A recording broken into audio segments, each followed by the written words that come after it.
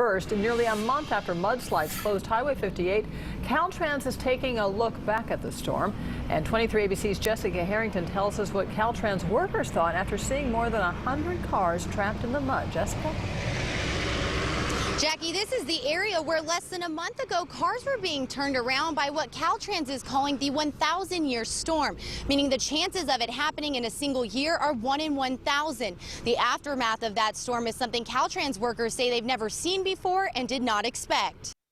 It was just before dark and it was chaos. Looked like an apocalypse. Caltrans says heading into the 58, they didn't know what to expect and didn't realize the magnitude of damage until they were there. Until you're actually on the ground, you can't get a feel for the scope of what's required in something like this. These vehicles were literally buried.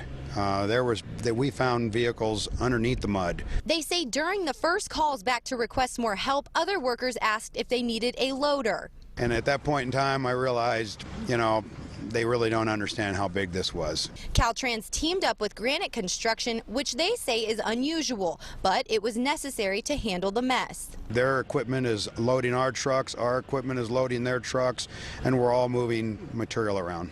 The mudslide stretched for 2.5 miles with mud 2 to 12 feet deep. Just to give a scale, was longer than 30 football fields long, and we had mud going 5 to 7 feet. And officials say this is one of the largest cleanups they've had in a long time.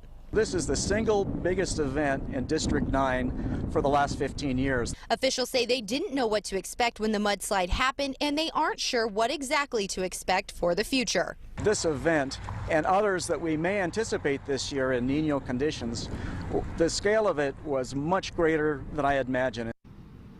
Caltrans recently told the Bakersfield Californian that the entire cleanup cost an estimated $2.4 million to get the roadway reopened. Reporting live east of Bakersfield, Jessica Harrington, 23 ABC.